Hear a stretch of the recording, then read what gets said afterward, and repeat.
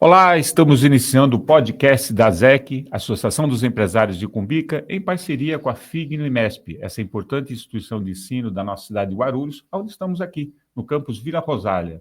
Eu, Roberto Marchiori. E eu, Cledson Bernardo. Juntos somos os entrevistadores desse podcast. E temos aqui hoje o prazer de ter o nosso convidado, Pedro Andrade, que é engenheiro ambiental e de segurança do trabalho, é diretor da E+Med, empresa especializada em saúde ocupacional. Com sólida experiência na gestão de programa de saúde corporativa, Pedro busca integrar prevenção, bem-estar e produtividade no ambiente de trabalho, aliando compliance com resultados sustentáveis. Seja bem-vindo, Pedro. Obrigado, doutor. O prazer é todo meu, Cledson.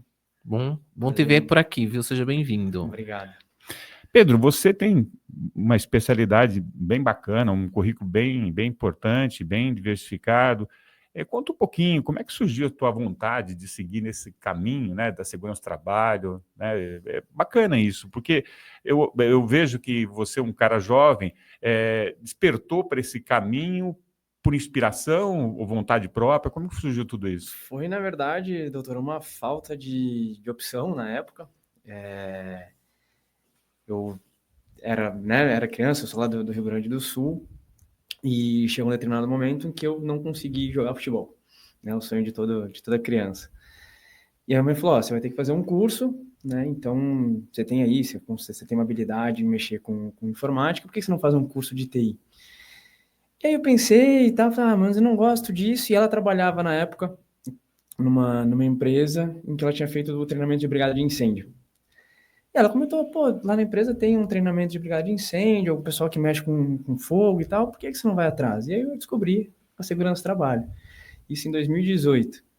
E aí eu fui atrás com a minha avó, entender o que era o curso, conversar com o coordenador do curso. E falei, por que não? Uma coisa nova, eu também não sabia exatamente o que eu ia encontrar, mas era o caminho ali que eu tinha encontrado para galgar ali passos melhores de vida, né? E aí eu comecei o curso, comecei a gostar, comecei a entender o que era, o que representava a segurança do trabalho dentro de uma empresa, né? Fiz estágio. E hoje tenho aí um pouquinho mais de 15 anos de experiência na área, já tenho em vários segmentos. E hoje a gente tem esse desafio aí de mostrar que nós não somos um custo, né? Nós somos um investimento dentro de uma empresa. E que se essa estratégia ela for colocada de uma maneira, né? Como a gente falou no podcast da Cláudia, se a gente conseguir ter uma comunicação transparente junto com a liderança, a gente consegue chegar num resultado super bacana. Afinal, a gente está falando de vidas, né? Sem dúvida. E é o bem mais precioso, valioso dentro, né, de uma empresa. Verdade. Pedro, bacana. Você é diretor técnico da E+Med, que é uma empresa especializada em saúde ocupacional, mas antes de ser diretor, você passou por várias empresas, inclusive grandes empresas como Natura, Gerdau, enfim. Me conte, como foi essas experiências, como é que essas empresas investem em saúde e segurança? Qual é a visão dela, qual é os valores que elas aplicam nessa área? É um desafio, né, Cledson? Você estar, né, pertencente a empresas, são dois ramos, né, o caso da Natura e da Gerdau, são dois ramos completamente diferentes, né? Então, a Natura, ela de fato, ela pratica essa pegada de sustentabilidade que ela coloca. Então, o colaborador lá, ele é tido como a prioridade, o bem-estar dele é fundamental. Por outro lado, existe a cobrança, né? Como qualquer empresa grande, o resultado é o que importa. Mas é legal você ver que eles aplicam aquilo que eles vendem para o mercado, né? A Natura é uma empresa que vende muito a parte de sustentabilidade, do bem-estar, né? O bem-estar bem, que é o slogan dele. Então, você vê que isso acontece na prática, né? Então, foi uma experiência bem bacana, que me marcou bastante.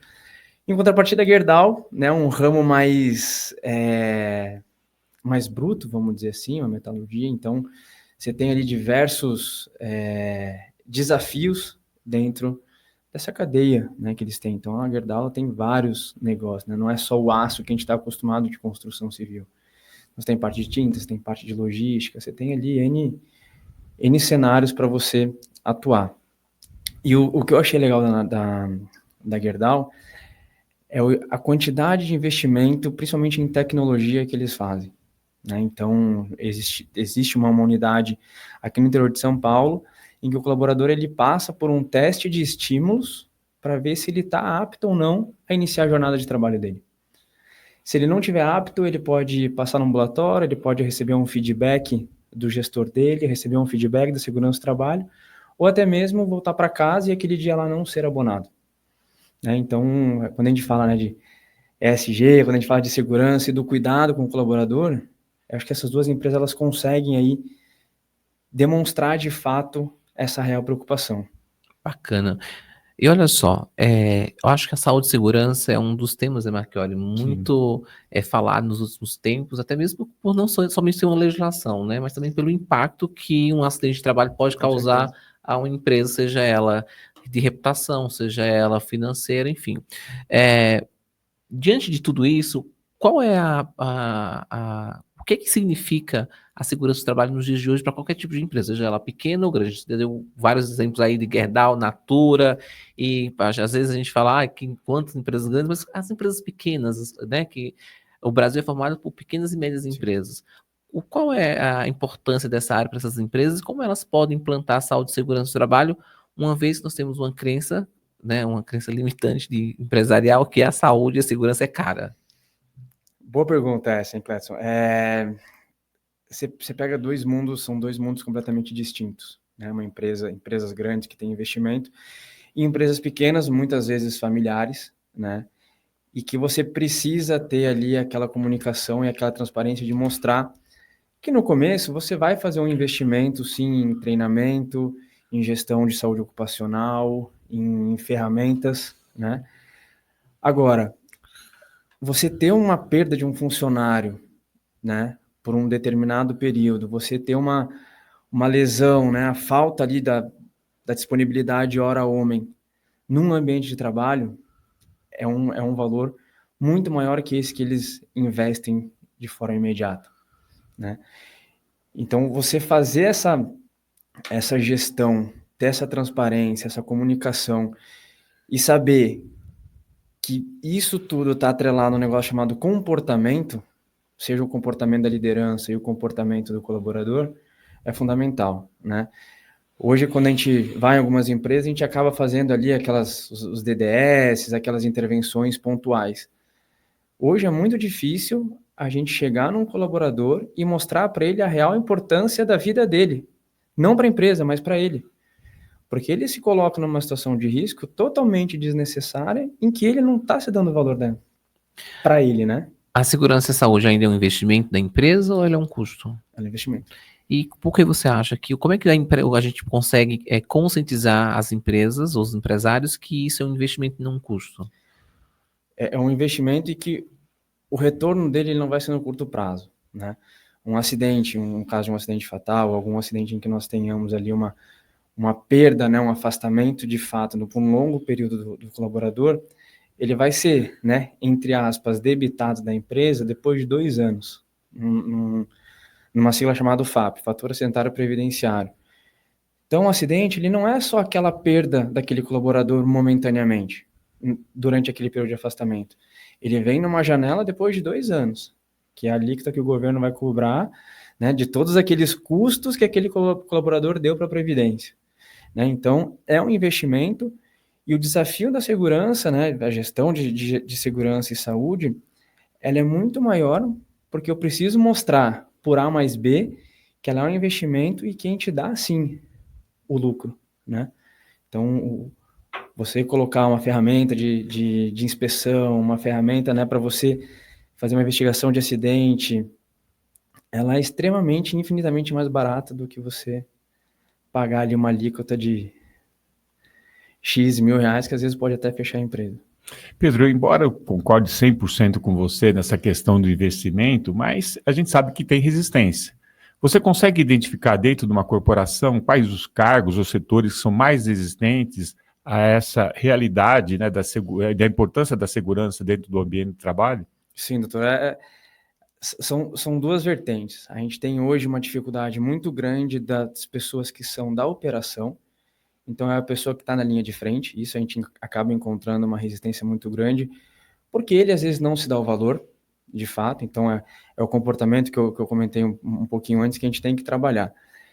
E a outra vertente são as lideranças, né? Às vezes a pessoa que está ocupando essa cadeira, ela não tem interesse em fazer. Por quê? Vai onerar a área. Eu vou ter que comprar um capacete de tal modelo, vou ter que comprar uma bota Mas de tal enxerga modelo. como onerar, como custo, né? Como custo. Então, você fazer, né, essa virada de chave para que ele consiga desmistificar esse custo é um desafio importante. desafio importante. Então, eu vejo que são essas duas posições, a liderança, não estou falando nem de dono da empresa. Às vezes o dono da empresa é a favor, ele vai comprar e é o que menos vai reclamar de investir. É mais essa liderança que blinda e cuida do dinheiro da empresa e a parte operacional. São as duas áreas aí que a gente acaba tendo mais embate.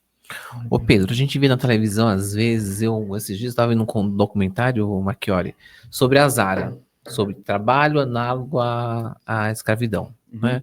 Condições precárias de pessoas trabalhando em situações de risco, muitas vezes sem condições nenhuma de trabalho, alimento num local adequado para se alimentar, enfim. E eu vejo assim muitos empresários reclamando, né, que se torna ou se torna caro o investir em saúde e segurança do trabalho. Temos uma legislação muito dura, enfim, tem toda uma dificuldade que o empresário enxerga aí como dificultoso. Mas a gente ainda encontra empresas que não seguem as normas, empresas que não se preocupam com a saúde e segurança dos colaboradores, enfim. Você ainda acha, diante da tua experiência com grandes empresas e agora com consultoria, você acredita que a legislação ainda é falha, ainda falta fiscalização, ainda falta políticas públicas, tanto para ajudar o empresário, para manter também os seus deveres como empresário nessa área? Eu vejo que a legislação, ela cobra aquilo que precisa ser cobrado, Cleto. Então, eu não vejo assim que existe uma falha. O que eu vejo são pessoas que acabam auditando, né, e fiscalizando as empresas que não têm uma formação específica. E isso, para nós, é muito dificultoso, né? Quando a gente fala de um processo operacional, a gente fala de um processo em que, por mais que ele tenha um início, meio e fim, você tem derivações deles ali, você tem ali um pormenor que você precisa fazer a gestão daquele risco, né? E quando essas pessoas que não têm o conhecimento, eles não sabem o que a empresa faz de fato, e ela pega o livro, né, pega NR e faz um Ctrl+C, Ctrl+V, é aí que você começa a criar dificuldade na empresa, e ao invés de você puxar eles para perto, você repele, você afasta. Então, assim, a nossa legislação é completa, né? É meio, né, entre aspas, engraçado. O Brasil é uma das poucas nações que tem uma série de leis voltadas exclusivamente para a segurança do trabalho. Mas é o que mata mais colaborador, né? É o que mais... por acidente de trabalho. Exatamente. Hoje nós estamos entre os 5 piores países do mundo em relação ao acidente de trabalho. A gente está falando aí que a cada, não vou lembrar exatamente, mas assim, por dia nós perdemos muitos pais de família, muitas mães de família por acidentes de trabalho. Pedro, a transformação digital é uma realidade, o IA, né, é uma coisa que... Eu digo que essas coisas são caminho sem volta, né? Uma vez que você existe, não adianta ter resistência, você tem que entender isso. Você entende que isso impacta também na segurança do ambiente de trabalho? Como isso pode impactar? Muito, doutor. E assim, eu vejo que é um lado extremamente positivo, tá? Por quê? Na Gerdau eu tive a experiência de ter contato com um projeto desses, em que eles chamam de Indústria 4.0. Então, dentro dessa usina que eu comentei que eles fazem esse teste de aptidão antes de iniciar as atividades, existe uma centralzinha em que algumas áreas mapeadas, né, chamadas de área de risco, qualquer pessoa que é dentro dessa área, o líder recebe um alerta. Alguém acessou essa área que não deveria, né? E aí o gestor, ele tem uma série ali de opções do que eu posso fazer com aquele colaborador. Desde uma advertência até a demissão, dependendo do tipo de exposição que ele teve. Então, quando a gente fala da inteligência artificial, a gente traz uma facilidade muito grande de conseguir fazer uma gestão de risco numa grande escala. né? Então, hoje, você tem a gestão de risco por imagem, você tem sistemas que contribuem que você não precise mais assinar documentos, você apenas vai lá e coloca digital, e é um processo que era extremamente burocrático, que foi uma transformação que a segurança teve, né? Em 2008, quando eu comecei, o meu maior desafio como estagiário era pegar a assinatura do colaborador, né? Do capacete ou da botina. Hoje ficou muito rápido, hoje num segundo ele já coloca lá, a ficha já vai para o jurídico, já fica disponível se houver algum processo trabalhista. Então, a inteligência ela veio para ficar e ela vai ajudar bastante. O Clédio falou da questão da legislação. Você acha que a Justiça do Trabalho está acompanhando essa realidade? Não tá. No meu entendimento, eu acho que eles ainda precisam correr um pouquinho para conseguir acompanhar essa evolução toda. Porque não adianta, né? Claro que é importante e como eu disse, um caminho sem volta. A empresa se adaptar a essa nova realidade, ter que botar em prática, precisa ser feito, mas se a judicialização ainda é muito grande no Brasil, das questões trabalhistas, se a Justiça do Trabalho também não se adaptar a essa realidade, fica uma coisa ruim, desequilibrada, exatamente. Um desequilíbrio no sistema. Né? Então, eu acho que para conseguir acompanhar, eles também precisam voltar naquele ponto, né? Também entender exatamente o que é, né? Hoje a gente ainda acaba vendo muitos colaboradores que saem da empresa e acabam ali acionando a empresa por algum, né? No nosso caso, que a gente acompanha mais, adicional de insalubridade, adicional de periculosidade. E às vezes o próprio colaborador desconhece o real sentido disso. Né? E aí o juiz em posse mesmo de provas, ele vai lá e, né, designa um perito para fazer, sendo que com provas ali, é uma coisa, um exemplo, um posto de gasolina, o cara tem direito à periculosidade, ele recebia, pronto, acabou. Não tem, e acaba deixando o processo um pouco mais moroso, né? Então é uma coisa que poderia ser resolvida um pouco mais rápido ali. E o prejuízo dos dois lados, tanto do trabalhador como da empresa, né? Sim, questão de tempo. Sim. Né? Você investe tempo. Hoje o empresário com o celular também, hoje ele acaba estando em vários lugares ao mesmo tempo e resolvendo várias coisas ao mesmo tempo. Né? Então, perda não só financeira, mas também de energia. De energia, exatamente. Pedro, a gente está aí com a nova legislação, né, que é a NR1, que na verdade a NR1 já existiu faz muito tempo, né, mas agora teve uma mudança aí com a inclusão de riscos psicossociais no PGR, que é o Programa de Gerenciamento de Riscos. Então toda empresa precisa ter o PGR e agora tem que incluir os riscos psicossociais. Perfeito. Logicamente que os empresários estão aí loucos, os cabelos em pé, preocupados para entender o que são riscos psicossociais e que isso pode impactar na sua empresa.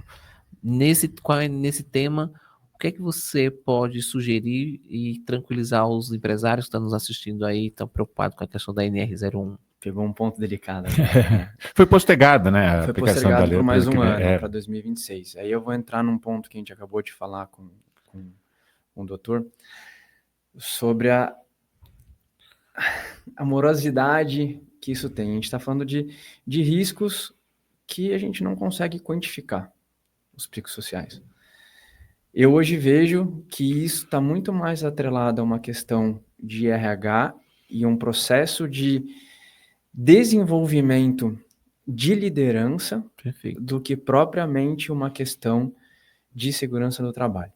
Então, eu acompanhei alguns fóruns com auditores fiscais do trabalho e o que eles apresentaram em relação ao plano de ação num eventual enquadramento de risco psicossocial, a grande maioria dos envolvidos é o RH. Segurança do trabalho, se não me engano, tinha uma ou duas pautas ali alinhado com a agenda do RH.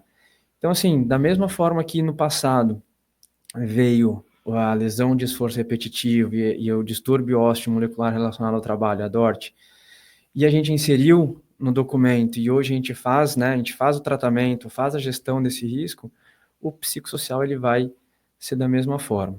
Olhando para o lado, né, do empresário, eu não vejo com bons olhos, né, uma vez que você vai ter que colocar ali, identificar que por você ter uma meta arrojada, aquilo ali pode desencadear algum tipo de distúrbio, algum tipo de doença dentro do colaborador.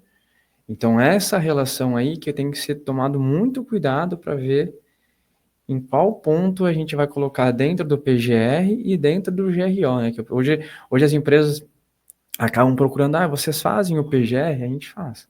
Mas além do PGR, a gente tem que fazer o GRO, que é o Gerenciamento de Risco Ocupacional. Então, a grosso modo, no PGR eu escrevo e no GRO eu falo assim, vou tratar o seu risco, vou fazer o gerenciamento do seu risco, o passo 1, passo 2, passo 3, passo 4. E isso vai ser uma ferramenta que não vai ser só a segurança do trabalho que vai ser responsável. Vão ser os diretores, dono de empresa e principalmente o RH. Aí você entrou num ponto bem bacana, que a gente fala sobre cultura, né? A gente está falando muito, o mercado está falando muito em mudança de cultura, a cultura é importante, é um pilar importante dentro da empresa. Aí eu te pergunto, qual é o primeiro passo que a empresa tem que dar para criar a cultura da saúde e segurança dentro do seu ambiente de trabalho? Estar preparado para a mudança. Eu acho que isso é o principal. Porque hoje, quando a gente fala, se a gente pegar o que as grandes empresas hoje praticam, que é uma metodologia da Dupont, hoje a gente tem que tratar de desvios. Quando eu falo de desvios, eu falo de comportamento. E o comportamento requer mudanças. Então, tanto mudanças operacionais quanto mudanças de gestão. Então, a empresa tem que estar preparada para mudar. Se vai dar certo, cada empresa vai ter que ir dosando e calibrando até onde ela quer chegar, até onde realmente aquilo para ela vai ser vantajoso, para que ela consiga dar os próximos passos. O Clédio já comentou isso agora há pouco, sobre que o Brasil, as grandes massas de empresas são pequenas e médias empresas, né? Isso é a quantidade maior do que se tem, inclusive nas associações de representatividade. E, geralmente, aí eu vou falar para você vender o seu peixe, porque geralmente as empresas, elas falam assim, o gerente de RH, dá para estudar da NR1 lá, ver o que você, para fazer o mínimo, atende a legislação que está tudo resolvido, né? E faz o mínimo, não pensa em olhar à frente, realmente estruturar a coisa. Qual a importância de uma assessoria qualificada para isso? Deixa que esse problema a gente resolve, chama mais médico que a gente resolve. Bom, doutor, acho que a gente tem que trazer, entre aspas, facilidade para a empresa. Se a empresa não tem, se ela está nos contratando, eu entendo que ela não tem um serviço de segurança. Ou se tem, ela não consegue suprir a forma que deveria, né? Não seria uma área funcional, vamos chamar assim, dentro da empresa. Então, quando as pessoas nos procuram, é uma frase que eu gosto muito de colocar em prática, eu preciso entender qual que é a problemática do meu cliente, para eu conseguir atender. Então, se eu não entendo, eu posso colocar um monte de fazer uma proposta gigantesca que eu vou resolver 1 milhão de coisas, e quando na verdade não é aquilo que ela quer, né? Ela quer uma resolução simples dentro da realidade dela. Ela tem um budget para seguir, né? E se eu chego inventando, né, querendo inventar a roda e desmistificando, né, esses pontos, acaba ficando estranho. Então eu preciso entender, chegar, ouvir, acho que a gente tem que saber ouvir, né? E aí depois fazer a comunicação transparente que a gente falou um pouco antes. Então acho que essa relação tem que ser uma relação de parceria, ela não pode ser uma relação conturbada, de desgaste, né? Então sentar, ouvir, estruturar, planejar, né? Gestão de projeto é isso. Gestão de risco é isso. E na prática existe resistência ainda nas pequenas e médias empresas, principalmente as familiares, né, que tem aquela cultura, né? Deu certo até agora, porque a gente continua dessa forma. Existe bastante. E aí a gente tem que sempre tentar caminhos alternativos ali. Em alguns momentos as pessoas acabam declinando, né? Não tem jeito. É um investimento, é o que a gente falou um pouco antes. É um investimento. Eu preciso investir para conseguir criar uma estratégia para que eu consiga chegar no resultado. O resultado é a gente não ter afastamento de pessoas, é não machucar pessoas. É garantir que a pessoa ela volte para o trabalho tão bem quanto ela chegou. Sim. Né? Então, você mostrar isso para uma empresa que ela quer fazer por fazer e não porque realmente ela precisa fazer para cuidar do colaborador, isso é uma... E essa frase da JSL, né? Entender para atender, é uma coisa que a gente tenta colocar muito dentro da E+Med para a gente cuidar dos nossos clientes. É isso que a gente faz, a gente cuida. Né? A gente Cuida de pessoas, né? Cuida de pessoas. Apesar de a segurança do trabalho ela tá diretamente ligada a uma área da engenharia, uma área das exatas, nós somos totalmente humanos. Sim, inevitavelmente. E é interessante isso, né? Porque geralmente a gente vê o engenheiro como a pessoa mais das exatas, né? Não ter esse olhar de humanas, né? Antigamente tinha essa separação e era uma coisa meio que... Não, engenheiro não entende essas coisas, né? Eu sempre que eu tenho um filho engenheiro, eu vejo o perfil dele e a gente, felizmente, isso está mudando, né? Vem mudando. E cada vez mais a segurança do trabalho vai ter esse desafio, né? Passou ao longo desses anos por uma transformação muito grande da relação colaborador, área de segurança e empresa. Então, hoje, a gente cuida de fato de pessoas, né? Aquele cenário que a gente tinha de, eu preciso pegar uma ficha de EPI, eu preciso conseguir comprar. Isso mudou, hoje a gente tem que tratar de pessoas. A gente cuida de pessoas. E é essa relação que tem que ser estreitada, essa relação que a gente tem que estimular cada vez mais para que eles voltem para casa, né? É o que eu gosto de falar muito nas palestras. Não adianta a empresa investir milhões se você não quiser usar o seu EPI, seu equipamento de proteção individual. Sim. Se você não quiser fazer segurança. Segurança é atitude, comportamento, é uma escolha. Inevitavelmente.